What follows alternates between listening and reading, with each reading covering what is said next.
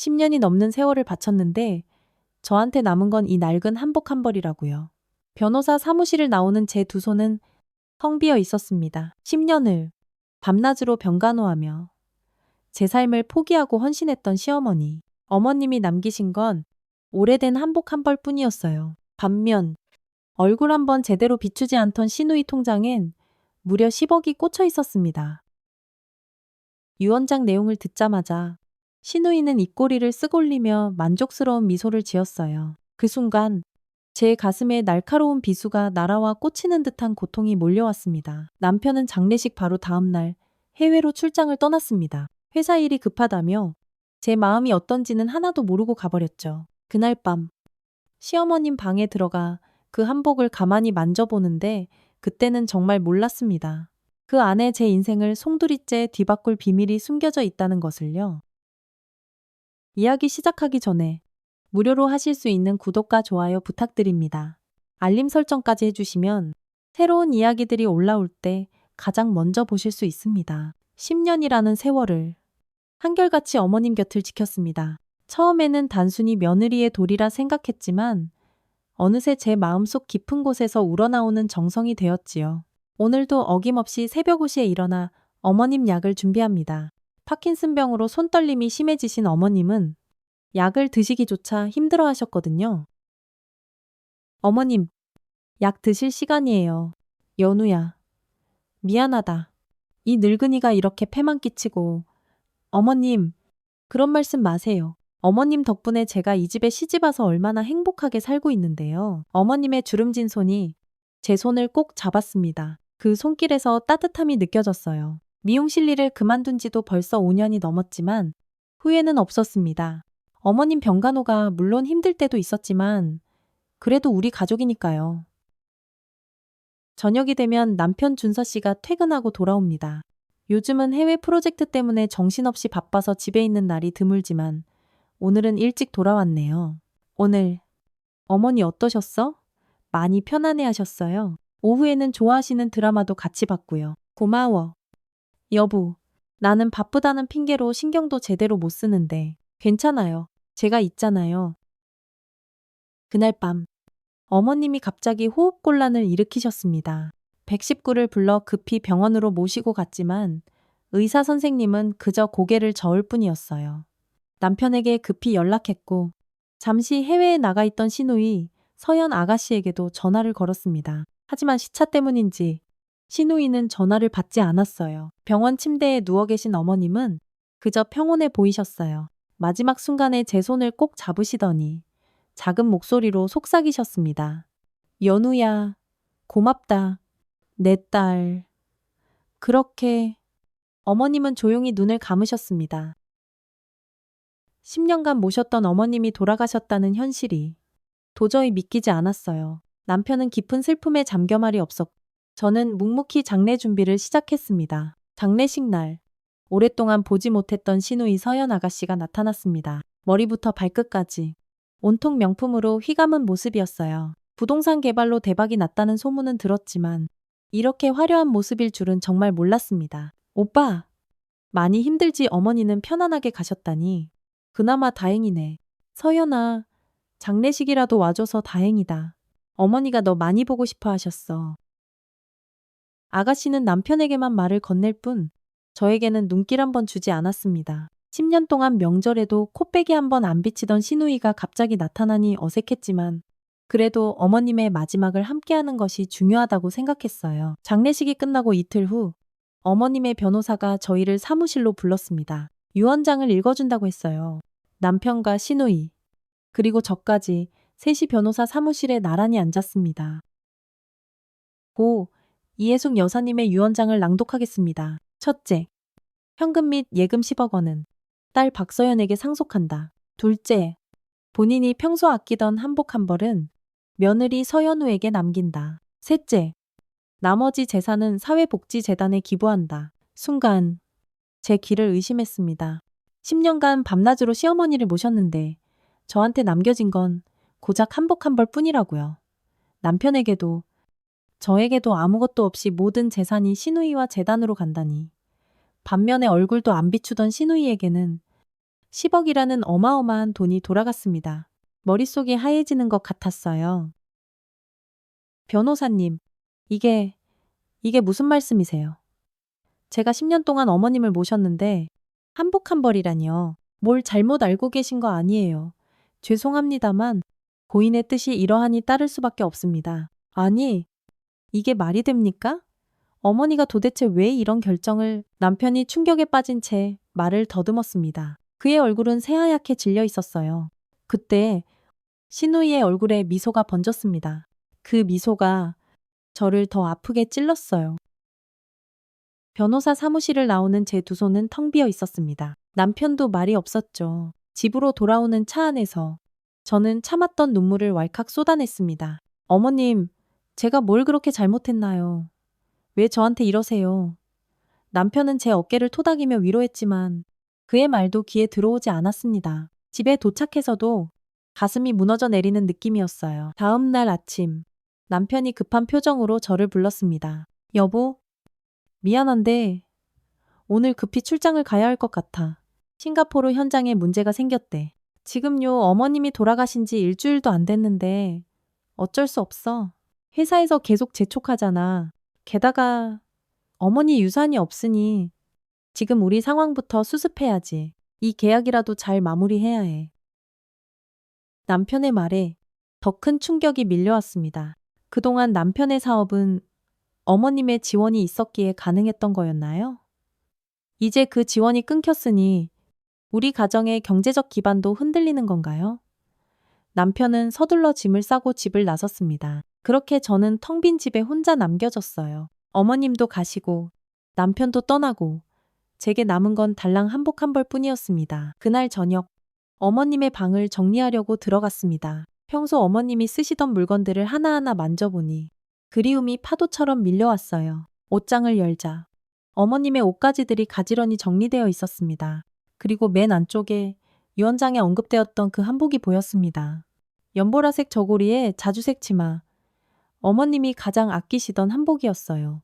손으로 만져보니 비단 촉감이 참 부드러웠습니다. 이게 전부인가 10년의 세월이 이 한복 한 벌로 정리된다는 게 도저히 믿기지 않았어요. 그때 핸드폰이 띠링하고 울렸습니다. 변호사에게 온 메시지였어요. 고인의 유언을 집행함에 따라 박서연님께 10억 원 이체 완료되었습니다. 다시 그날 아가씨의 비웃음이 떠올라 가슴이 찢어지는 듯 했습니다. 그날 밤 답답한 마음에 잠을 이룰 수가 없었습니다. 숨이 턱턱 막혀서 잠시 밖에 나가바람이라도 쐬어야겠다는 생각이 들었어요. 아파트 현관을 나서는데 주차장에 신우이의 외제차가 보였습니다. 이 시간에 웬일일까? 싶어 걸음을 멈췄어요. 신우이는 차 안에 앉아 핸드폰을 보며 환하게 웃고 있었습니다. 그러더니 누군가에게 전화를 걸기 시작했어요. 저도 모르게 기둥 뒤로 몸을 슬쩍 숨겼습니다. 신우이가 착창문을 스르륵 열고 통화를 시작하는 소리가 조용한 밤 공기를 타고 제게 똑똑히 들려왔습니다. 드디어 입금됐어. 이제 시작이야. 그 말과 함께 신우이의 얼굴에 번지는 섬뜩한 미소가 가로등 불빛에 선명하게 보였습니다. 신우이는 뭔가 더 말을 이어갔지만 차문을 닫는 바람에 더는 들리지 않았어요. 하지만 그 한마디로 충분했습니다. 그 순간 저는 알았어요. 이 모든 일이 단순한 우연이 아니라는 것을, 어머님의 유언장 뒤에 무언가 더 있다는 것을요. 집으로 돌아오는 발걸음이 천근만근 무거웠습니다. 머릿속엔 온통 의문만 가득했어요. 신우이는 무엇을 시작한다는 걸까? 어머님은 왜 우리에게 아무것도 남기지 않으셨을까? 그리고 그 한복을 생각하면 한숨만 푹푹 나왔습니다. 아침 햇살이 창문을 통해 들어오는데 밤새 한숨도 자지 못했습니다. 어제 본 신우이의 모습이 자꾸만 아른거려서요. 이제 시작이야. 라는 말이 귓가에 계속 맴돌았습니다. 도대체 무슨 의미였을까요? 침대에서 일어나 거실로 나가니 집안이 너무나 조용했습니다. 남편은 출장을 떠났고 어머님도 안 계시니 이제 정말 혼자가 되었네요. 다시 정리를 시작해야겠다. 마음을 굳게 먹었습니다. 어머님 방 앞에 서니 문을 열기가 망설여졌습니다. 하지만 언젠가는 정리해야 할 일이니까요. 깊은 숨을 들이쉬고 방문을 열었습니다. 어머님의 향기가 여전히 방 안에 남아 있었어요. 침대 옆 테이블에는 어머님이 마지막으로 읽던 책과 안경이 그대로 놓여 있었습니다. 마치 어머님이 잠시 자리를 비우셨다가 금방이라도 돌아오실 것 같은 느낌이었어요. 한 땀 한 땀 정성스레 방을 정리했습니다. 옷장을 열어 어머님의 옷들을 살펴보니 대부분 오래되었지만 아주 깔끔하게 정리되어 있었어요. 어머님은 참 검소한 분이셨거든요. 그런 분이 어떻게 그런 유언을 남기셨는지 도저히 이해할 수가 없었습니다. 또다시 그 한복이 눈에 들어왔습니다. 그리고 저절로 한숨이 나왔어요. 옷장 안쪽에 걸려있는 한복을 꺼내 침대 위에 펼쳐놓았습니다. 어머님이 저에게 남기신 유일한 유산이니 한복. 한복을 가만히 살펴보는데 저고리 안감이 약간 불룩한 것이 느껴졌습니다. 이상하다 싶어 자세히 보니 안감이 살짝 뜯어져 있었어요. 손가락을 넣어 더듬어 보니 무언가 사각사각 종이 같은 것이 만져졌습니다. 조심스럽게 안감을 더 벌려보니 그 안에서 작은 노트가 나왔습니다.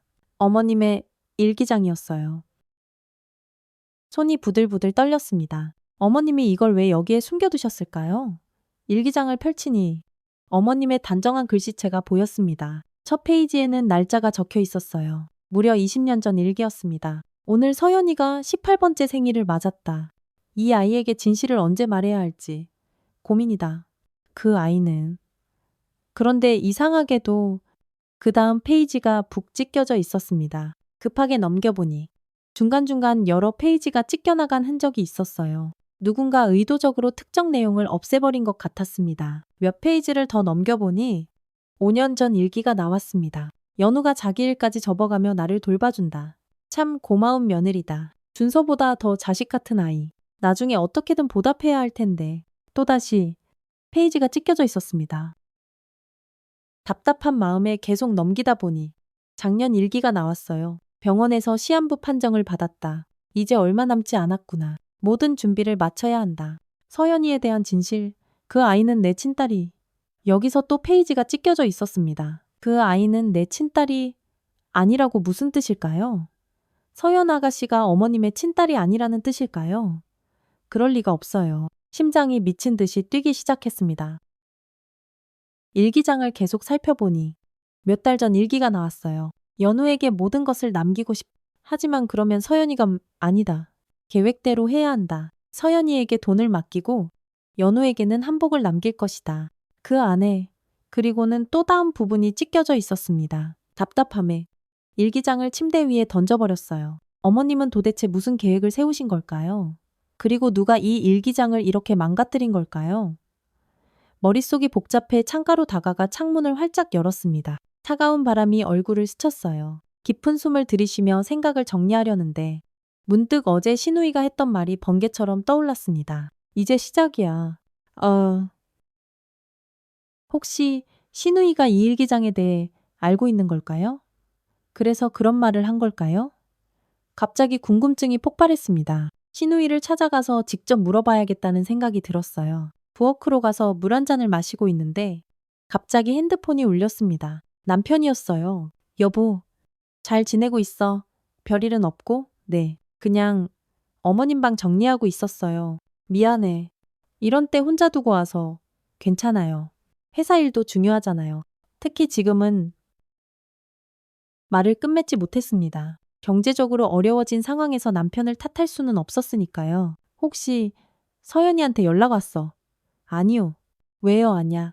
그냥 어제 서연이가 좀 이상했잖아. 뭐라도 말한 게 있나 해서. 남편의 말에 마음이 더 복잡해졌습니다. 남편도 신우이의 행동이 이상하다고 느낀 거예요. 전화를 끊고 나서 결심했습니다. 직접 신우이를 찾아가 봐야겠다고요. 신우이의 회사 주소는 알고 있었습니다. 강남에 있는 작지만 번듯한 부동산 개발 회사였어요. 옷을 갈아입고 가방에 발견한 일기장을 챙겨 넣었습니다. 신우이에게 직접 물어볼 생각이었어요. 택시를 타고 신우이 회사로 향했습니다. 차창 밖으로 스쳐 지나가는 도시 풍경이 제 마음처럼 복잡했어요. 어머님의 일기장에 적힌 내용이 계속 머릿속을 맴돌았습니다. 그 아이는 내 친딸이 아니다. 도대체 무슨 의미였을까요?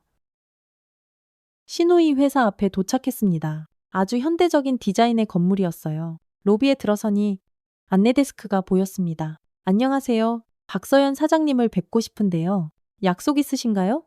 아니요? 가족입니다. 잠시만 기다려주세요. 안내 데스크 직원이 전화를 걸더니 잠시 후 고개를 저었습니다. 죄송합니다만 사장님께서 지금 회의 중이시라고 합니다. 오후에 다시 방문해 주시겠어요? 실망스러웠지만 어쩔 수 없었죠. 그런데 밖으로 나가려는 순간 엘리베이터에서 신우이의 목소리가 들렸어요. 반사적으로 큰 화분 뒤로 몸을 숨겼습니다. 신우이는 젊은 남자와 함께 걸어 나오고 있었습니다. 검은색 정장 차림에 자신감 넘치는 모습이었어요. 변호사님, 그 일기장 나머지 페이지들은 어떻게 처리했어요? 걱정 마세요. 지시하신 대로 모두 안전한 곳에 보관해 두었습니다. 좋아요. 아직은 아무도 알아서는 안 돼요. 특히 새언니한테는 절대로요. 가슴이 쿵 하고 내려앉는 느낌이었습니다. 신우이가 일기장 페이지들을 가지고 있었던 거예요. 그것도 의도적으로 숨기고 있었던 거죠. 왜 도대체 무엇을 숨기려는 걸까요? 두 사람이 밖으로 나가는 것을 지켜보았습니다. 신우이의 표정은 자신감에 차 있었어요. 어머님의 유언장이 발표되던 그날과 똑같은 표정이었습니다. 건물을 나와 잠시 벤치에 주저앉았습니다. 머릿속이 너무나 복잡했어요. 어머님의 일기장, 찢겨진 페이지들, 신우이의 수상한 행동, 모든 것이 하나로 연결되어 있는 것 같았습니다. 핸드폰을 꺼내 일기장 사진을 찍어두었어요. 그리고 마지막으로 읽은 문장을 다시 떠올렸습니다. 연우에게 모든 것을 남기고 싶다. 하지만 그러면 서연이가 아니다. 계획대로 해야 한다. And tell. 어머님은 저에게 무언가를 남기고 싶으셨던 거예요. 하지만 무슨 이유에서인지 그러지 못하셨고 대신 이 한복의 일기장을 숨기신 거죠. 저에게 무언가를 알려주고 싶으셨던 게 분명했습니다. 택시를 타고 집으로 돌아오는 길. 결심했습니다. 찢겨진 일기장 페이지들을 반드시 찾아내야 해요. 그리고 신우이가 숨기고 있는 비밀을 기필코 밝혀내야 합니다. 어머님의 진짜 뜻이 무엇인지 알아내야만 해요. 집에 도착해서 다시 한복을 살펴보았습니다. 혹시 더 숨겨진 것이 있을까 싶어서요. 한복의 모든 부분을 꼼꼼히 살폈지만 더 이상의 단서는 찾을 수 없었습니다. 하지만 포기하지 않을 거예요. 어머님은 분명 저에게 무언가를 알려주려 하셨으니까요. 창가에 서서 하늘을 바라보았습니다. 어머님, 제가 꼭 진실을 찾아낼게요. 그리고 왜 저에게 이 한복을 남기셨는지, 왜 신우이에게 그 많은 돈을 주셨는지 모든 것을 알아낼 거예요. 밤새 잠을 이룰 수 없었습니다. 신우이가 변호사에게 했던 말이 계속 귓가에 윙윙거렸어요. 아침이 밝아오자 결심했습니다. 어머님의 오랜 친구, 최 여사님을 찾아가야겠다고요. 최 여사님은 어머님과 60년 지기 친구로 저에게는 친정어머니 같은 분이셨습니다. 어머님 생전에도 종종 찾아뵙곤 했어요. 전화를 드렸더니 다행히 집에 계시다고 했습니다. 서울 북쪽 한적한 동네에 사시는 최 여사님 댁으로 향했어요. 가는 길 내내 마음이 무거웠습니다. 어머님의 비밀을 캐는 것 같아 죄스러운 마음도 들었지만 그래도 진실을 알아야만 했어요. 오래된 단독주택에서 여전히 살고 계셨고 정원에는 직접 가꾸시는 꽃들이 예쁘게 피어 있었어요. 초인종을 누르자 최 여사님이 반갑게 맞아주셨습니다. 연우 왔구나. 어서 들어올렴. 안녕하세요. 최 여사님. 잘 지내셨어요? 그렇지.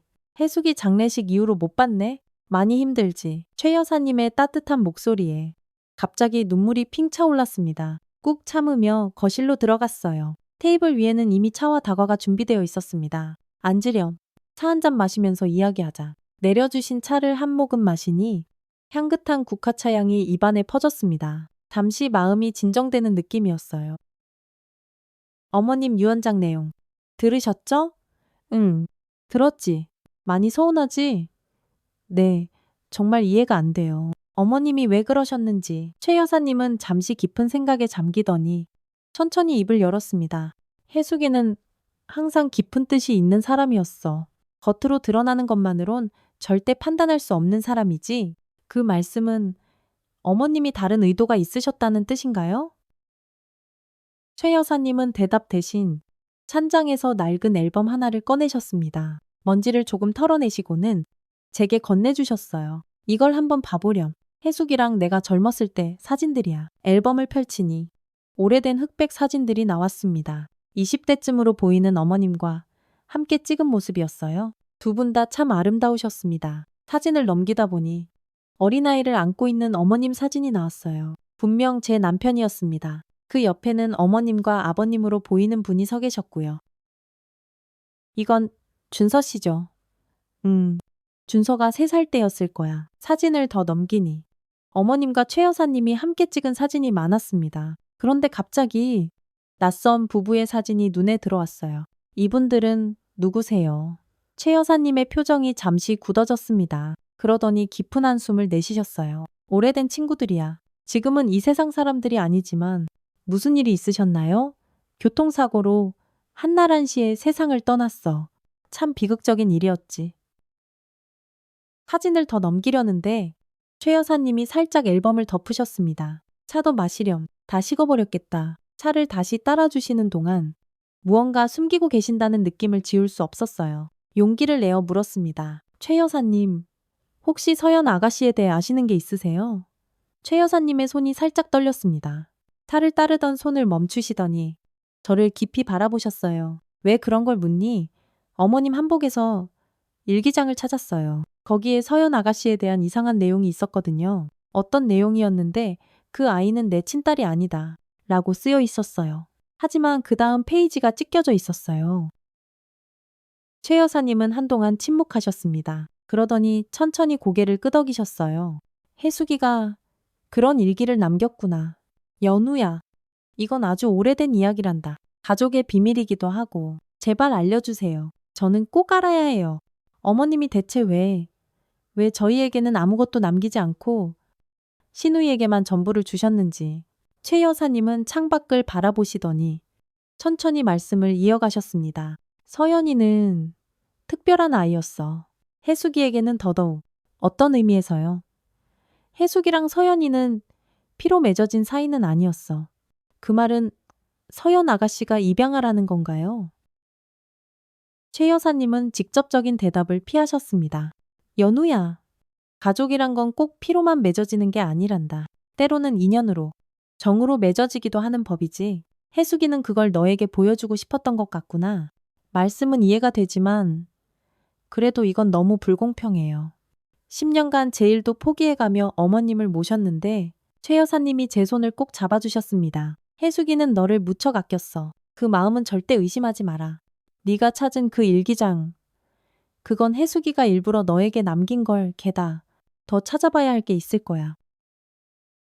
그때 최 여사님의 전화가 울렸습니다. 전화를 받으시고는 잠시 자리를 비우셨어요. 저는 그 사이에 다시 앨범을 펼쳐보았습니다. 아까 본 낯선 부부의 사진을 다시 찾아보았어요. 사진 뒷면에는 작은 글씨로 날짜와 이름이 적혀 있었습니다. 1970년 6월. 정우와 미숙. 그리고 그 옆에 아주 작은 글씨로 서연이의 부모라고 적혀 있었어요. 심장이 빠르게 뛰기 시작했습니다. 앨범을 더 넘기니 그 부부와 어린 여자아이가 함께 찍힌 사진이 나왔습니다. 아이는 3살 정도로 보였어요. 사진 뒷면에는 서연 3세라고 적혀 있었습니다. 그런데 이상한 점을 발견했어요. 사진 한 장이 찢겨나간 흔적이 있었습니다. 그 옆 페이지를 보니 서연 입양 1972년이라고 적혀 있었어요. 그러니까 서연 아가씨는 정말 입양하였던 거예요. 최 여사님이 돌아오시자 얼른 앨범을 덮었습니다. 하지만 이미 제가 본 것을 아시는 듯 했어요. 봤구나. 네, 서연 아가씨. 정말 입양하였군요. 최 여사님은 깊은 한숨을 내쉬셨습니다. 서연이 친부모는 혜숙이의 가장 친한 친구였어. 교통사고로 2사람 다 갑자기 돌아가시자 혜숙이가 서연이를 맡아 키웠지. 당시 서연이가 5살이었어. 혜숙이는 서연이를 친딸처럼, 아니 그 이상으로 사랑했단다. 그런데 왜 이런 사실을 숨기셨던 거죠? 처음에는 서연이가 너무 어려서 충격받을까봐 그랬지. 나중에는 다른 이유가 생겼어. 다른 이유요? 최 여사님은 말을 아끼셨습니다. 그건 혜숙이만 알고 있는 일이야. 나도 전부 알지는 못해. 하지만 혜숙이는 항상 서연이를 특별하게 여겼어. 그리고 너도? 저도요. 그래. 혜숙이는 너를 친딸처럼 생각했어. 늘 내게 내 얘기를 하곤 했지. 우리 연우는 꼭 내 딸 같아라고. 눈물이 왈칵 쏟아질 것 같았습니다. 그런데 왜 어머님은 저에게 아무것도 남기지 않으셨을까요?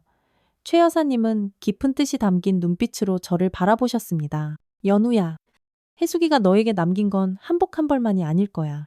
그 안에서 일기장을 찾았듯이 더 찾아봐야 할 게 분명히 있을 게다. 혜숙이는 늘 깊은 뜻을 가진 사람이었으니 혹시 어머님이 남기신 다른 물건은 없으세요? 뭐든지 단서가 될 만한 거요. 최 여사님은 잠시 생각하시더니 작은 상자를 가져오셨습니다. 이건 혜숙이가 떠나기 몇 달 전에 나에게 맡긴 거야. 너에게 줄 때가 오면 주라고 했지? 떨리는 손으로 상자를 열었습니다. 안에는 오래된 열쇠 하나와 작은 메모가 있었어요. 메모에는 우리 연우에겐 때가 되면 이라고 적혀 있었습니다. 이게 뭔지 아세요? 그건 나도 몰라. 혜숙이가 말해주지 않았어. 하지만 아주 중요한 것임에는 틀림없어. 열쇠를 손에 쥐고 있으니 어머님이 제게 무언가를 남기셨다는 생각에 가슴이 벅차올랐습니다. 어쩌면 이 열쇠가 모든 비밀을 풀 수 있는 단서일지도 모릅니다. 정말 감사합니다. 여사님, 이제 조금은 실마리가 생긴 것 같아요. 최 여사님은 제 손을 다시 한번 꼭 잡아주셨습니다. 연우야, 혜숙이는 너를 정말 사랑했어. 그 마음만은 의심하지 말아라. 그리고 조심하렴. 조심하라니요. 때로는 진실이 우리가 생각했던 것과 전혀 다를 수 있으니까 단단히 준비가 되어 있어야 해. 최 여사님의 말씀이 마음에 걸렸지만 이제 돌아가야 할 시간이었습니다. 작별 인사를 드리고 앨범과 상자를 들고 나왔어요. 집으로 돌아오는 버스 안에서 앨범을 다시 펼쳐보았습니다. 신우이의 어린 시절 사진을 자세히 보니 지금의 모습과 꼭 닮았어요. 하지만 그 옆에 찢겨나간 사진이 계속 신경 쓰였습니다. 도대체 무슨 사진이었을까요? 앨범을 넘기다 보니 종이 한 장이 팔랑하고 떨어졌습니다. 주워서 보니 찢겨진 사진의 일부였어요. 사진 속에는 어린 신우이와 함께 있는 어머님의 모습이 있었습니다. 그런데 사진이 반만 있어서 나머지 인물은 보이지 않았어요. 사진 뒷면을 보니 희미한 글씨가 보였습니다. 서연이와 그녀의 진짜, 나머지는 찢겨져 알 수 없었어요. 진짜라는 단어 뒤에는 뭐가 있었을까요? 진짜 부모 아니면 다른 무언가. 창밖을 바라보며 생각에 잠겼습니다. 신우이는 입양되었고 어머님은 그녀를 특별하게 여기셨어요. 그리고 저에게는 한복과 그 안에 든 일기장, 그리고 이 열쇠를 남기셨습니다. 이 모든 것이 어떻게 연결되는 걸까요? 버스에서 내려 집으로 걸어가는 길. 문득 어머님이 생전에 하셨던 말씀이 떠올랐습니다. 연우야, 때로는 보이는 게 전부가 아니란다. 진짜 소중한 건 눈에 보이지 않는 법이지. 그때는 그저 인생의 교훈으로만 들었는데 지금 와서 생각해보니 더 깊은 의미가 있는 것 같았습니다. 어머님, 제가 꼭 진실을 찾아내겠습니다. 그리고 왜 이런 선택을 하셨는지 반드시 알고 싶어요. 최 여사님께 받은 열쇠를 손에 쥔 채 밤새 뒤척였습니다. 이 열쇠가 열어줄 비밀은 무엇일까요? 그리고 어머님이 남기신 메모. 연우에겐 때가 되면 그때는 대체 언제일까요? 아침 일찍 어머님의 유언을 집행한 윤정훈 변호사 사무실로 향했습니다. 윤 변호사는 어머님과 오랜 인연이 있다고 들었어요. 혹시 그가 더 많은 것을 알고 있지 않을까? 하는 기대를 안고 찾아갔습니다. 윤 변호사님, 잠시 시간 좀 내주시겠어요? 연우 씨, 어서 오세요. 무슨 일로 오셨나요? 어머님이 남기신 유언에 대해 좀 더 알고 싶어서요. 변호사의 표정이 굳어졌습니다. 그는 안경을 벗더니 책상 위에 조심스럽게 올려놓았어요. 유감스럽게도 이미 모든 내용을 알려드렸습니다. 그 이상은 제발요. 어머님이 저에게 한복만 남기시고 신우이에게 10억을 주신 이유가 분명 있을 거예요. 어머님은 절대 그런 분이 아니셨어요. 변호사는 잠시 망설이더니 조용히 말했습니다. 고인의 뜻을 존중해 주셨으면 합니다. 때가 되면 모든 것이 밝혀질 겁니다. 때가 되면 최 여사님의 메모에도 같은 표현이 있었어요. 이건 우연이 아닐 거예요. 윤 변호사님, 혹시 이 열쇠에 대해 아시나요? 주머니에서 열쇠를 꺼내 보여드렸습니다. 변호사의 눈빛이 순간적으로 흔들렸어요. 어디서 그걸 최 여사님께 받았어요? 어머님이 맡기신 거라고요? 변호사는 갑자기 자리에서 일어났습니다. 죄송합니다만 다른 의뢰인과 약속이 있어서요. 더 이상 도와드릴 수 없습니다. 그는 정중하지만 단호하게 저를 사무실 밖으로 안내했습니다. 문이 닫히기 직전 그가 마지막으로 한 말이 귀에 맴돌았어요. 조금만 더 기다리세요. 아직은 때가 아닙니다. 허탈한 마음으로 집으로 돌아오는 길. 갑자기 핸드폰이 울렸습니다. 남편이었어요. 여보, 나 오늘 저녁에 귀국해. 우리 얘기 좀 해야겠어. 갑자기 무슨 일이에요? 전화로 할 얘기는 아니야. 집에서 보자. 남편의 목소리가 평소와 달리 무거웠습니다. 불안한 마음으로 집에 돌아와 남편을 기다렸어요. 저녁 무렵 현관문이 열리고 남편이 들어왔습니다. 얼굴이 무척 지쳐 보였어요. 여보, 어서 와요. 식사는 하셨어요? 아니, 아직. 앉아봐. 할 얘기가 있어. 남편은 거실 소파에 털썩 앉더니 깊은 한숨을 내쉬었습니다. 싱가포르 프로젝트가 취소됐어. 회사에서 내 팀이 담당하던 모든 해외 사업을 중단시켰어. 그게 무슨, 어머니가 돌아가시고 나서 기존에 투입되던 회사 자금줄이 완전히 끊겼어. 어머니가 우리 회사 주요 투자자였거든? 충격이 밀려왔습니다. 설마 했는데 어머님이 남편의 회사를 지원하고 계셨다니. 그럼 앞으로 우리는 어떻게 해요? 당분간은 힘들 거야. 어머니가 왜 이런 선택을 하셨는지 아직도 이해가 안 가지만 집도 어머니 명의라 재단에 기부되었으니 우리 살 집도 곧 알아봐야 해. 눈앞이 캄캄해졌습니다. 집까지 잃게 된다니요. 그런데 문득 의문이 들었어요. 그럼 시누이는 어떻게 된 거죠? 10억이나 받았는데 남편의 표정이 어두워졌습니다. 서연이는 자기 사업이 잘 되고 있으니 괜찮을 거야. 그런데 정말 이상한 건 어머니가 왜 이런 선택을 하셨는지 아무리 생각해도 모르겠어. 대화를 나누던 중 문득 눈에 들어온 것이 있었어요. 남편이 가져온 서류 가방에서 삐져나온 종이 한 장이었습니다. 여보, 그 종이는 뭐예요? 아, 이거 어머니 서재에서 우연히 발견한 건데 부동산 관련 서류 같긴 한데 반으로 찢어져서 무슨 내용인지 모르겠어. 그 종이를 자세히 보니 강남의 한 빌딩 주소와 계약 날짜가 적혀 있었습니다. 하지만 정말 종이의 절반은 찢겨나간 상태였어요. 이거 중요한 단서일지도 몰라요. 어머님이 남기신 유산과 관련된. 갑자기 머릿속에 생각이 스쳤습니다. 신우이가 변호사와 나눈 대화, 찢겨진 일기장, 그리고 이 부동산 서류 모두 연결되어 있을지도 모릅니다. 여보, 나 잠깐 나갔다 올게요. 이 시간에 어딜 가려고 친구 좀 만나고 올게요. 금방 와요. 마음이 복잡해서 남편에게 거짓말을 한 것이 마음에 걸렸지만 진실을 찾기 위해선 어쩔 수 없었습니다. 택시를 타고 신우이의 회사로 향했어요. 이미 늦은 시간이라 사무실은 닫혀 있을 테지만 혹시 모르니 확인해보고 싶었습니다. 예상대로 건물은 어두웠지만 최상층 신우이 사무실에는 희미한 불빛이 새어나오고 있었습니다. 경비원의 눈을 피해 비상계단으로 조용히 올라갔어요. 사무실 문 앞에 서니 심장이 쿵쾅쿵쾅 빠르게 뛰었습니다. 안에서 신우이의 목소리가 들렸어요. 네. 변호사님, 내일 모든 서류 준비해주세요. 이제 곧 마무리할 거예요. 용기를 내어 문을 두드렸습니다. 삐롱. 잠시 침묵이 흐른 후 신우이가 문을 열었어요. 언니, 이 시간에 웬일이세요? 신우이의 눈빛이 경계심으로 가득 찼습니다. 아가씨, 우리 얘기 좀 해요. 어머님이 남기신 유산에 대해서. 신우이는 잠시 망설이더니 저를 안으로 들였습니다. 사무실은 깔끔했고 한쪽 벽면에는 커다란 금고가 보였어요. 언니, 어머니 유언은 이미 다 집행됐어요. 더 이상 할 얘기가 없는데 정말 그럴까요? 어머님이 찢어놓은 일기장 페이지들 아가씨가 가지고 있는 거? 다 알아요. 신우이의 표정이 딱딱하게 굳어졌습니다. 잠시 숨막히는 침묵이 흘렀어요. 언니, 이제 그만 돌아가세요. 아직 때가 안 됐어요. 또 그 말이군요. 때가 되면 다들 똑같은 말만 하네요. 갑자기 신우이의 핸드폰이 울렸습니다. 그녀는 전화를 받기 위해 잠시 자리를 비웠어요. 그 순간 제 눈에 금고 위에 놓인 열쇠가 들어왔습니다. 최 여사님께 받은 열쇠와 비슷해 보였어요. 순간적인 판단으로 신우이가 통화하는 동안 그 열쇠를 가지고 금고 앞으로 다가갔습니다.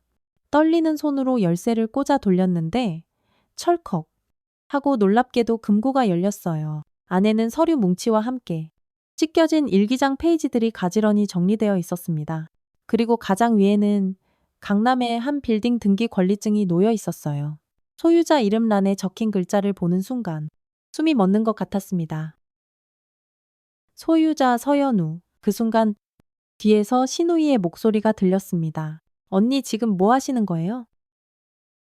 신우이의 날카로운 목소리에 깜짝 놀라 뒤를 돌아보았습니다. 금고문을 급히 닫으려 했지만 이미 늦었어요. 하지만 신우이는 놀랍게도 이내 깊은 한숨을 푹 쉬더니 화를 내기는커녕 오히려 체념한 듯한 표정이었습니다.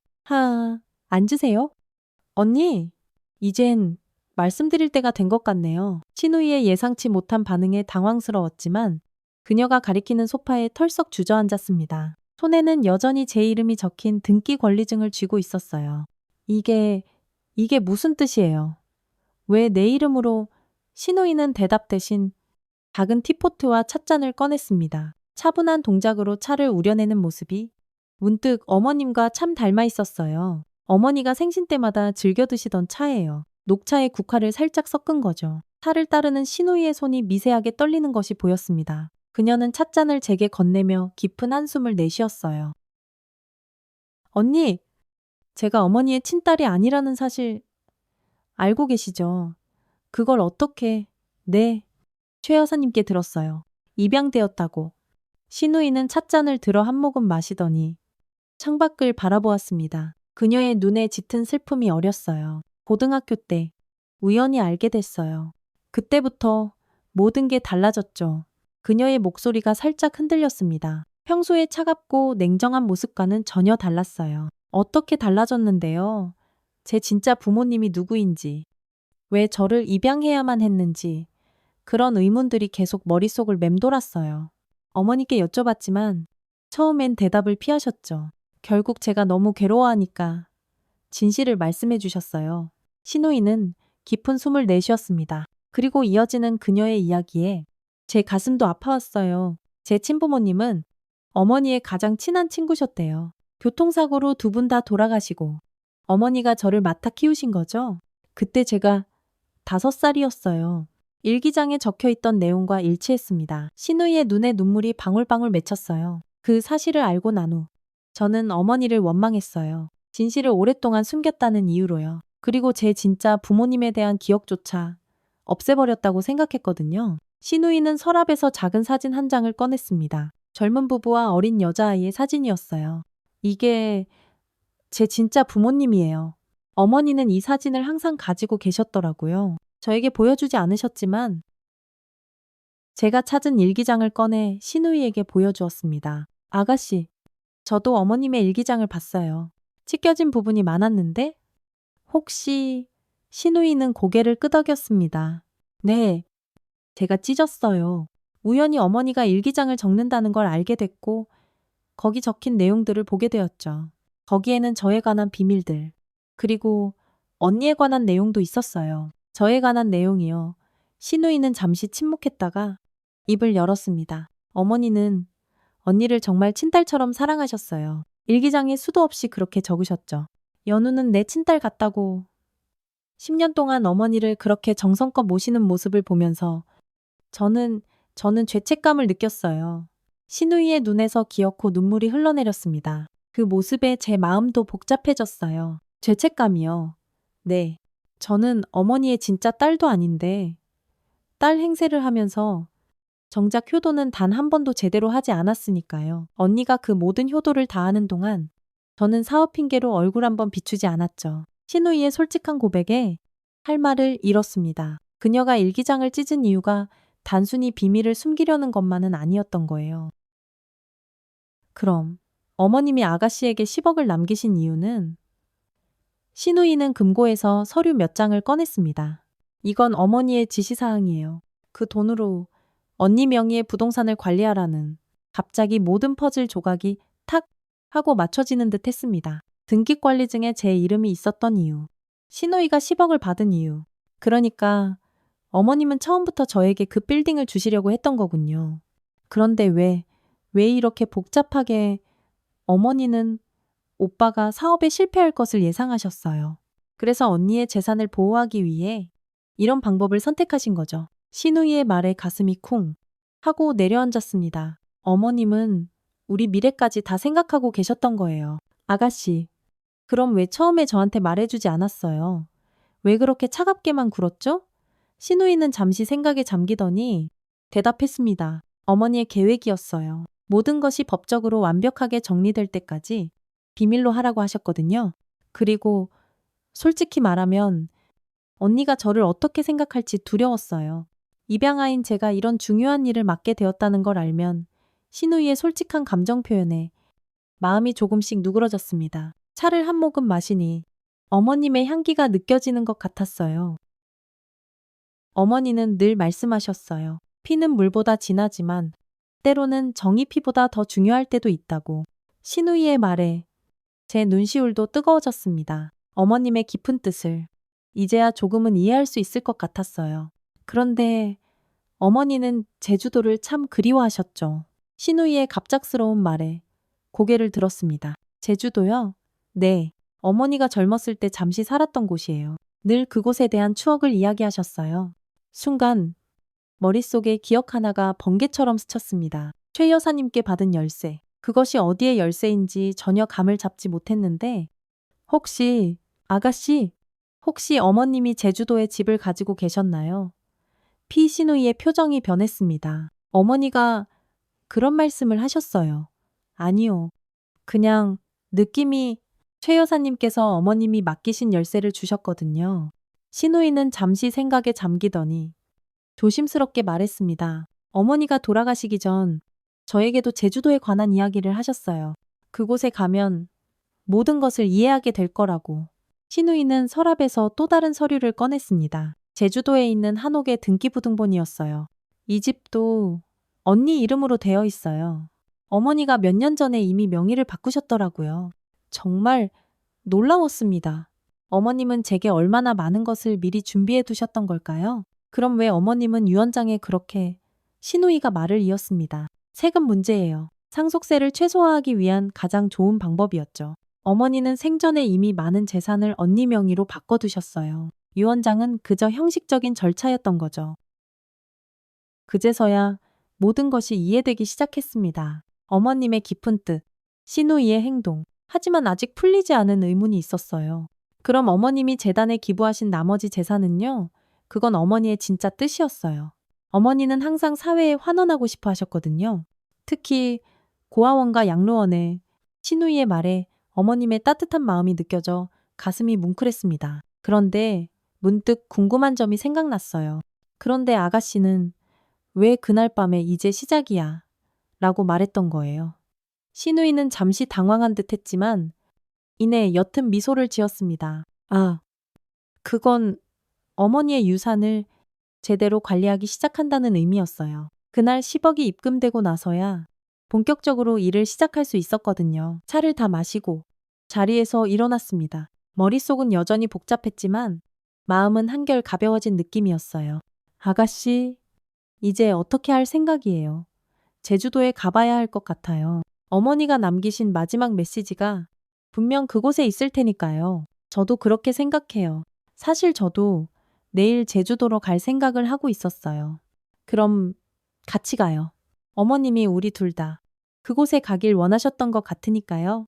신우이는 잠시 망설이더니 고개를 끄덕였습니다. 서로를 경계하던 우리 사이에 처음으로 작은 화해의 순간이 찾아온 것 같았어요.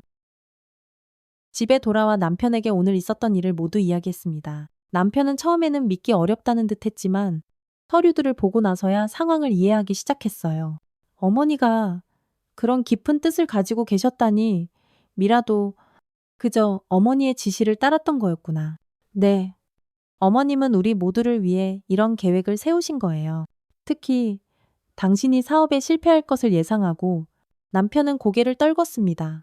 나 때문에 어머니가 그런 걱정을 돌아가시고 나서도 정말 어머니를 뵐 면목이 없네. 밤늦게 어머님의 유품을 다시 살펴보던 중 작은 보석함 안에서 낡은 열쇠를 하나 더 발견했습니다. 그리고 그 옆에는 작은 메모가 있었어요. 제주도 한옥의 열쇠. 심장이 빠르게 뛰기 시작했습니다.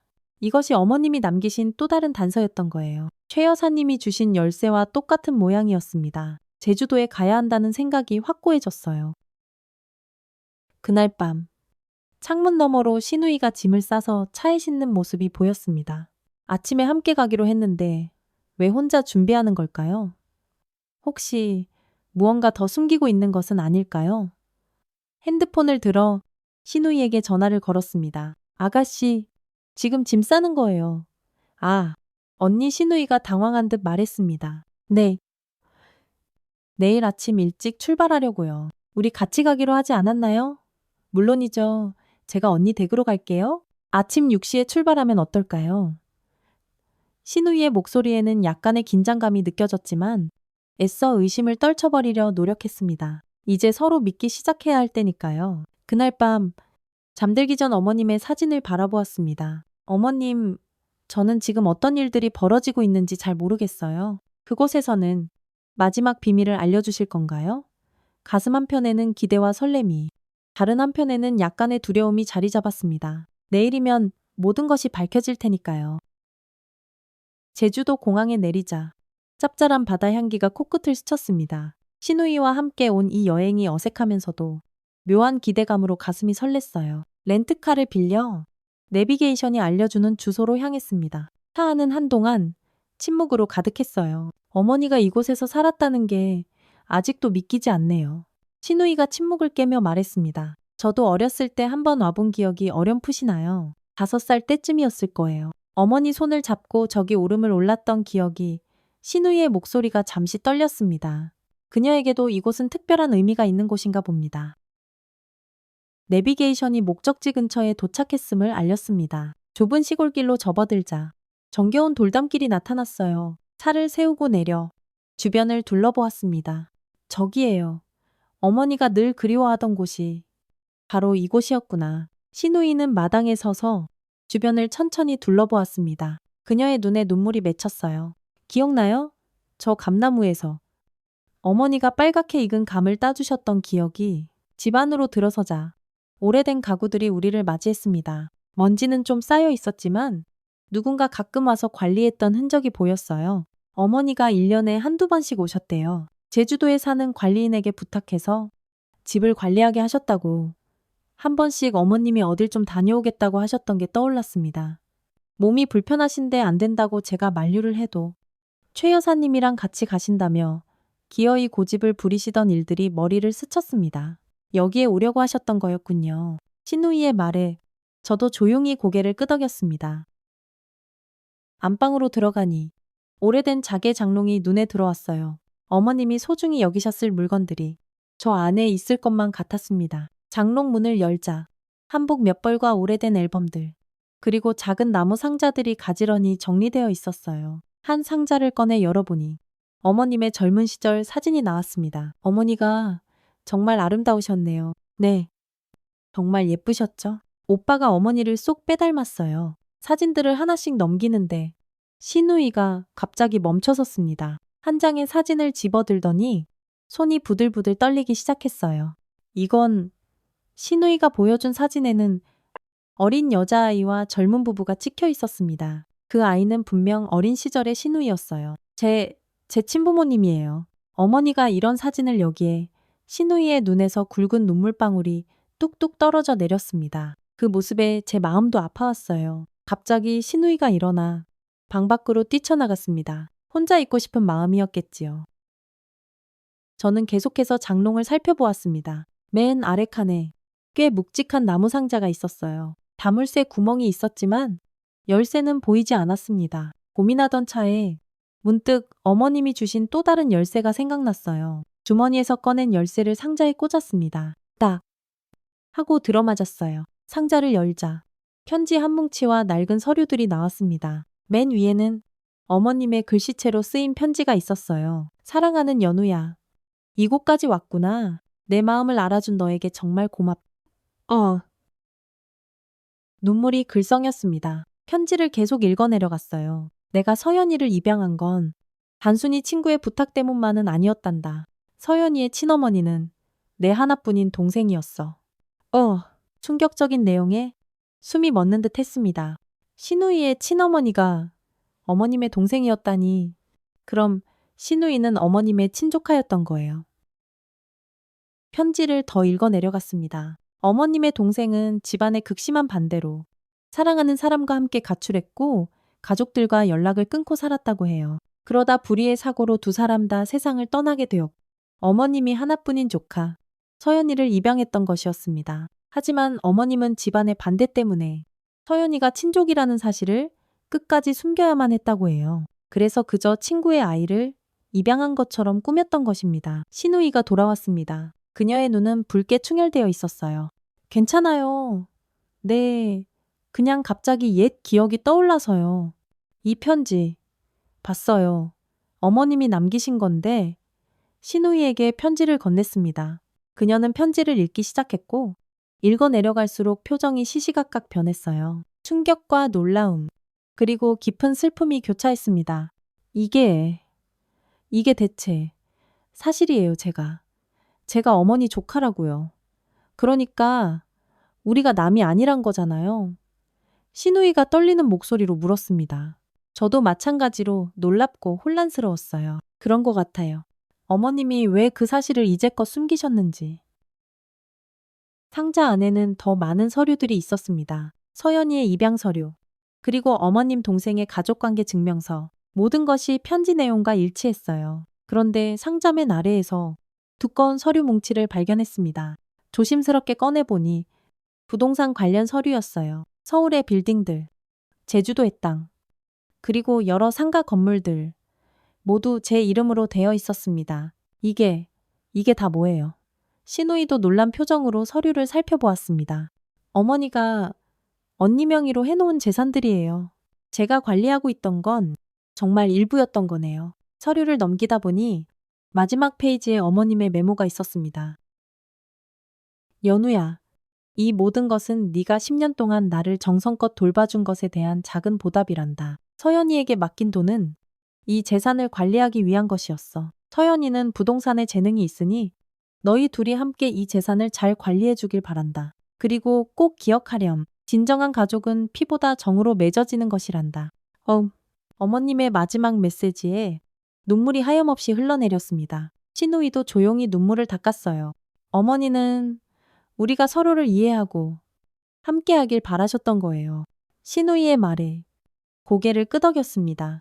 그제서야 어머님의 깊고 깊은 뜻을 완전히 이해할 수 있었어요. 어머님은 우리가 진짜 가족이 되길 바라셨던 거예요. 상자 바닥에서 마지막 한 장의 사진을 발견했습니다. 어머님과 신우이, 그리고 제가 함께 찍은 사진이었어요. 딱 한 번.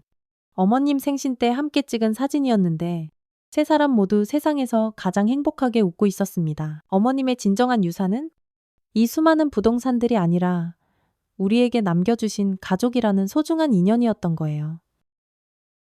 제주도에서 서울로 돌아오는 비행기 안. 창밖으로 펼쳐진 구름을 바라보며 마음을 정리했습니다. 손에는 어머님이 남기신 부동산 서류 뭉치가 들려 있었어요. 신우이는 제 옆자리에서 조용히 눈을 감고 있었습니다. 서울에 도착하자 남편이 공항에 마중 나와 있었어요. 그의 얼굴에는 걱정과 안도가 뒤섞여 있었습니다. 괜찮아. 갑자기 제주도에 간다고 해서 걱정했어. 네. 많은 것을 알게 됐어요. 차에 오르며 남편에게 간략히 상황을 설명했습니다. 어머님이 남기신 부동산 서류들, 그리고 신우이가 사실은 어머님의 조카였다는 충격적인 사실까지. 믿기 어려운데 그럼 서연이가 내 사촌이란 말이야. 남편의 놀란 표정에 신우이가 조용히 대답했습니다. 저도 어제 알았어요. 오빠, 어머니가 그 사실을 평생 숨기신 거죠. 집에 도착해 거실에 셋이 앉았습니다. 테이블 위에는 제주도에서 가져온 서류들이 펼쳐져 있었어요.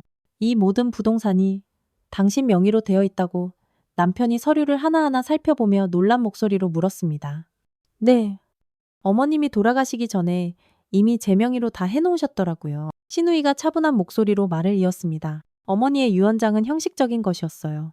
이미 대부분의 재산은 언니 명의로 바뀌어 있었고 저에게 주신 10억은 이 부동산들을 잘 관리하라는 의미였죠. 그럼 처음부터 다 알고 있었던 거야. 남편의 질문에 신우이는 고개를 끄덕였습니다. 어머니가 돌아가시기 몇 달 전 저를 부르셔서 모든 것을 설명해 주셨어요. 어머니 뜻대로 모든 걸 진행하고 있었어요.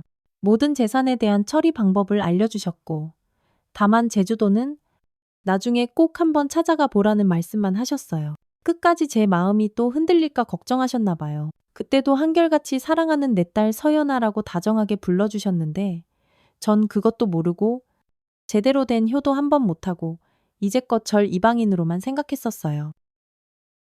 신우이의 담담한 고백에 복잡한 감정이 밀려왔습니다. 그동안의 오해와 서운함이 한순간에 눈 녹듯 녹아내리는 것 같았어요. 그런데 왜 처음부터 말해주지 않았어요? 어머니의 뜻이었어요. 모든 법적 절차가 완전히 끝날 때까지 비밀로 하라고. 남편이 깊은 한숨을 내쉬었습니다. 내 부족함을 어머니는 미리 다 알고 계셨구나. 늘 안타까워하시면서도 용기 잃지 말라고만 하셨는데 내가 너무 못났었구나. 그래서 당신 명의로 재산을 옮겨놓으신 거고. 부끄러운 표정의 남편을 보며 마음이 아팠습니다. 어머님은 모든 것을 예상하고 우리 모두를 지키려 하셨던 거예요. 우리 가족 회의를 해야 할 것 같아. 남편의 제안에 셋이 마주 앉았습니다. 앞으로 어떻게 이 재산을 관리할지, 어떻게 살아갈지 진지하게 논의했어요. 신우이가 자신의 노트북을 열더니 화면을 보여주었습니다. 이건 제가 지난 몇 달간 언니 명의의 부동산을 관리한 내역이에요. 10억으로 시작해서 이미 2개 건물의 리모델링을 마쳤고 임대 수익도 오르기 시작했어요. 화면에는 빼곡하게 자산관리 내역이 정리되어 있었습니다. 이번에 제주도에서 확인된 부동산도 추가해서 모든 관리는 걱정 없이 제가 맡아서 할게요. 신우이는 정말 전문가처럼 모든 것을 완벽하게 관리해 왔더군요. 아가씨, 정말 고마워요. 그동안 오해해서 정말 미안해요. 신우이의 눈에 눈물이 고였습니다. 저야말로 언니에게 죄송해요. 어머니를 10년 동안 그렇게 정성껏 모셨는데 저는 모두를 오해하고 제 일만 한다고. 남편이 갑자기 자리에서 일어섰습니다. 잠깐 기다려봐. 어제 어머니 서재를 정리하다가 발견한 게 있어. 그는 작은 상자를 들고 돌아왔습니다. 그 안에는 오래된 카세트 테이프와 작은 녹음기가 있었어요. 이게 뭐지? 남편이 테이프를 녹음기에 넣고 재생 버튼을 눌렀습니다. 잠시 지지직거리는 소리가 나더니 어머님의 목소리가 방 안에 조용히 퍼졌습니다. 연우야, 서연아, 그리고 내 아들 준서야. 이 목소리를 듣고 있다면 나는 이미 세상을 떠났겠구나. 어머님의 목소리에 우리 모두 숨을 죽였습니다. 내가 이렇게 복잡한 방법을 선택한 것은 너희 모두를 위해서였단다. 사랑하는 아들 준서야. 우리 아들이 늘 자신감을 갖길 바라는 마음에 투자를 결정했지만 그것이 오래 지속되기 어렵다는 것은 이미 알고 있었단다. 하지만 너의 마음을 세워주고 싶은 어미 마음에 차마 말을 할 수가 없었고 그래서 연우의 재산을 지키기 위해 서연이에게 관리를 맡겼다. 서연이는 부동산에 재능이 있으니까. 테이프는 계속 이어졌습니다. 어머님은 신우이의 출생 비밀과 왜 그 사실을 숨겨야만 했는지에 대해 자세히 설명하셨어요. 서연아, 내 친어머니는 내 동생이었어. 하지만 가족들의 반대로 그 사실을 숨겨야만 했단다. 네가 입양된 사실을 알고 너무나 혼란스러워하는 널 보며 더 이상 우리 딸의 마음에 상처를 주고 싶지 않았어. 언젠가 네가 이 사실을 알게 되면 부디 이 어미를 이해해 주길 바란다. 신우이의 눈에서 뜨거운 눈물이 흘러내렸습니다. 어머님의 목소리가 계속됐어요. 그리고 연우야, 너는 10년 동안 나를 진심으로 돌봐주었어. 매 순간 힘든 내색 한 번 없이 내 삶을 포기하면서까지 나를 살펴주었지. 피는 물보다 진하다고들 하지만 때로는 정성과 사랑이 피보다 더 진할 수 있다는 걸 나는 너를 통해 배웠단다. 난 항상 널 내 친딸이라고 여겨왔어. 저도 더 이상 눈물을 참을 수 없었습니다. 어머님의 따뜻한 마음이 녹음 테이프를 통해 고스란히 전해져 왔어요. 내 마지막 소망은 너희 셋이 진정한 가족으로 함께하는 것이란다. 부족하면 서로 보듬어주고 서로 의지하고 사랑하며 살아가렴. 테이프가 끝나고 방 안에는 한동안 침묵만이 남았습니다. 우리 셋 모두 각자의 생각에 잠겨 있었어요. 어머니는 정말 모든 걸 계획하셨던 거구나. 그런 것도 모르고 원망만 했다니. 남편의 말에 신우이와 저는 조용히 고개를 끄덕였습니다. 그날 저녁, 남편이 회사 일로 잠시 나간 사이 신우이와 둘이 차를 마시며 이야기를 나눴습니다. 언니, 사실 더 말씀드릴 게 있어요. 신우이의 표정이 진지해졌습니다. 어머니가 남기신 재산 중에 제 친부모님의 유산도 있었어요. 어머니가 저를 위해 따로 관리해 오신 거죠. 오, 그랬군요. 네. 그래서 그 유산으로 장학재단을 만들려고 해요. 제 친부모님과 그리고 어머니의 이름을 딴 재단이요. 신우이의 눈에 결연한 의지가 보였습니다. 그 모습이 어머님과 참 닮아 있다는 생각이 들었어요. 정말 좋은 생각이네요. 저도 꼭 도울게요. 갑자기 신우이의 눈에 눈물이 그렁그렁 고였습니다. 그녀는 고개를 숙이며 떨리는 목소리로 말했어요. 이제껏 이방인이라고 생각하고 언니한테 모질게 대하고 일부러 피하고 괜히 언니가 진실을 알게 될까봐 두려웠어요. 부딪히지 않는 게 최선이라 생각했거든요. 제가 어머니의 입양아라는 사실을, 제가 이러는 진짜 이유를 언니가 알게 되면 죄송해요. 언니, 신우이는 말을 잇지 못하고 눈물을 뚝뚝 흘렸습니다. 그녀의 어깨가 가늘게 떨렸어요. 저는 조용히 다가가 그녀의 손을 잡았습니다. 괜찮아요. 아가씨, 이제 모든 게 밝혀졌잖아요. 우리 함께 어머님의 뜻을 이어가요. 신우이는 고개를 들어 저를 바라보았습니다. 그녀의 눈에 담긴 감정은 복잡했지만 그 안에는 분명 희망의 빛도 보였어요. 어머님이 바라셨던 진정한 가족으로 우리가 거듭나는 첫걸음을 내딛고 있는 것 같았습니다. 그 이후로 우리 가족에게는 많은 변화가 찾아왔습니다. 남편은 사업 실패의 충격에서 벗어나 새로운 일을 시작했고 신우이와 저는 점점 더 가까워지고 있었어요. 하지만 아직 풀리지 않은 의문이 남아 있었습니다. 어머님의 일기장에서 찢겨진 마지막 페이지들. 그리고 어머님이 재단에 기부하신 진짜 이유. 오늘은 신우이가 저희 집에 오기로 한 날이었습니다. 그녀는 어떤 중요한 것을 가지고 온다고 했어요. 초인종 소리에 문을 열자 신우이가 작은 상자를 들고 서 있었습니다. 언니, 이거 가져왔어요. 고마워요. 어서 들어와요. 거실에 앉은 신우이는 조심스럽게 상자를 열었습니다. 그 안에는 찢겨진 일기장 페이지들이 정성스레 보관되어 있었어요. 제가 찢어갔던 페이지들이에요. 이제 언니에게 돌려드릴 때가 된 것 같아서요. 신우이의 표정에는 미안함과 결연함이 동시에 담겨 있었습니다. 저는 찢겨진 페이지들을 받아들고 일기장과 맞춰보기 시작했어요.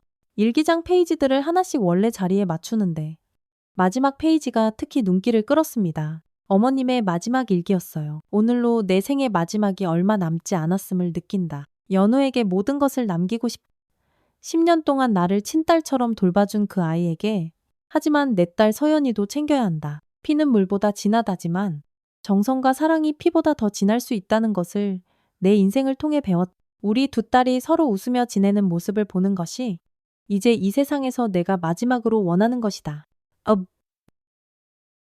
눈물이 차올랐습니다. 어머님의 마음이 고스란히 전해져 왔어요. 그런데 어머님은 왜 재단에 그렇게 많은 재산을 기부하신 거죠?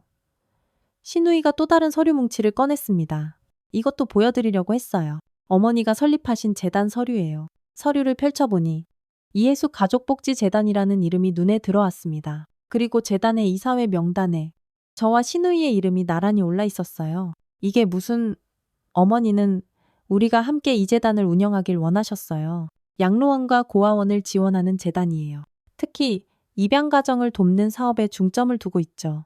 신우이의 설명을 들으며 어머님의 깊은 뜻을 비로소 이해하게 되었습니다. 어머님은 단순히 재산을 나누는 것이 아니라 우리가 함께 의미 있는 일을 하길 바라셨던 거예요. 남편이 차와 다과를 가지고 왔습니다. 두 사람. 이야기 잘 되고 있어네? 어머님이 설립하신 재단에 대해 알게 됐어요. 남편은 서류를 보더니 고개를 끄덕였습니다. 어머니다운 생각이시네. 항상 남을 돕고 싶어 하셨으니. 신우이가 차를 한 모금 마시고 말을 이었습니다. 사실 어머니가 절 부르셨을 때 제게 동의를 구하셨어요. 넌 이미 기반을 다져서 부족함이 없으니 재단의 운영을 맡아달라고요. 저는 어머니의 뜻을 당연히 이해했어요. 살갑게 대하지도 못한 못난 딸의 마음까지 이해해 주시고 제 마음이 다치지 않았으면 좋겠다고 당부하셨죠? 그리고 그때 어머니가 저에게 부탁하셨어요. 언니가 재산을 잘 지킬 수 있도록 제가 꼭 도와달라고. 신우이의 눈에 눈물이 고였습니다. 저도 마음이 복잡해졌어요. 하지만 이제 알았잖아요. 어머님이 우리 모두를 얼마나 사랑하셨다는 것을. 갑자기 남편이 자리에서 일어났습니다. 그리고는 어머님이 평소에 즐겨 입으시던 한복을 가지고 나왔어요. 이 한복, 한번 입어보는 게 어떨까? 어머니가 그렇게 소중히 여기셨으니. 남편의 제안에 망설였지만 신우이가 용기를 북돋아 주었습니다. 언니, 한번 입어보세요. 어머니가 분명 기뻐하실 거예요. 한복으로 갈아입고 거울 앞에 섰을 때 마치 어머님이 제 곁에 계신 것 같은 느낌이 들었습니다. 연보라색 저고리와 자주색 치마가 참 고왔어요. 시누이가 다가와 저를 바라보더니 갑자기 말했습니다. 언니, 저도 입어봐도 될까요? 물론이죠. 시누이도 어머님의 다른 한복으로 갈아입었습니다. 우리는 거울 앞에 나란히 서서 서로를 바라보았어요. 마치 진짜 친자매 같았습니다. 어머니가 보시면 정말 좋아하셨을 거예요. 시누이의 말에 고개를 끄덕였습니다. 그때 남편이 오래된 사진첩을 들고 왔어요. 이것 봐. 어머니가 젊었을 때 한복 입은 사진이야. 사진 속 어머님은 지금 우리가 입은 것과 같은 한복을 입고 계셨습니다. 그리고 그 옆에는 어린 시누이가 서 있었어요. 시누이도 작은 한복을 입고 있었죠. 기억나요? 이때 어머니가 저에게 처음으로 한복을 입혀주셨어요. 5살 때였던 것 같아요. 시누이의 눈에서 눈물이 하염없이 흘러내렸습니다. 저도 감정이 복받쳐 올랐어요. 남편이 다가와 우리 둘의 어깨를 따뜻하게 감싸 안았습니다. 어머니는 바로 이런 모습을 보고 싶으셨을 거야. 우리 셋이 진짜 가족으로 함께하는 모습을. 그날 저녁 우리는 어머님이 좋아하시던 음식들로 상을 가득 차렸습니다. 한복을 입은 채로 어머님을 기억하며 정성껏 음식을 준비했어요. 식사를 마친 후 시누이가 조용히 말했습니다. 언니, 이제 어머니의 진짜 유산이 무엇인지 알겠어요. 네, 저도 알 것 같아요. 그건 바로 우리, 이 가족이에요. 피보다 더 진한 정으로 맺어진 우리 가족. 창밖으로 별이 총총히 빛나는 밤하늘이 보였습니다. 어디선가 어머님의 따뜻한 미소가 우리를 내려다보고 있는 것만 같았어요. 한복을 입은 채 어머님의 사진 앞에 무릎을 꿇고 앉았습니다. 손끝으로 사진 속 어머님의 얼굴을 어루만지며 마음속으로 조용히 이야기했어요.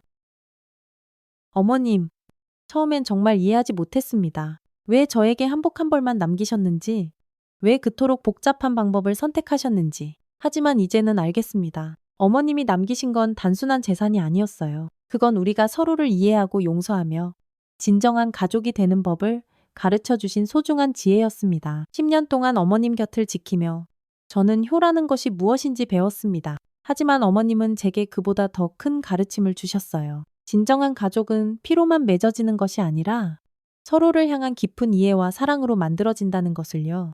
서로 등을 돌리고 있던 우리가 이렇게 하나가 될 수 있었던 건 어머님이 남겨주신 따뜻한 사랑 덕분입니다.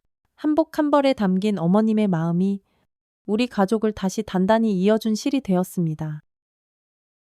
이제 우리는 어머님의 뜻을 이어 서로에게 기댐이 되어 살아가겠습니다. 그 사랑을 가슴에 깊이 품고 우리도 누군가에게 그런 따뜻한 사랑을 나눠주며 살아가겠습니다. 어머님, 정말 감사합니다. 우리에게 남겨주신 가장 값진 유산은 바로 가족이라는 이름의 사랑이었습니다. 창밖의 별빛이 유난히 더 밝게 빛나는 것 같았습니다. 마치 어머님이 저 하늘에서 환하게 미소 지으며 우리를 축복해 주시는 것처럼요. 우리 가족, 이제 정말 행복할 수 있겠지요. 댓글로 응원해 주신다면 더 큰 힘이 될 것 같습니다. 오늘 이야기 어떠셨나요? 마음에 깊이 닿으셨다면 구독과 좋아요 부탁드립니다. 이 아름다운 이야기가 더 널리 알려질 수 있도록 공유해 주시면 여러분께도 더 큰 행운이 찾아올 거예요. 감사합니다.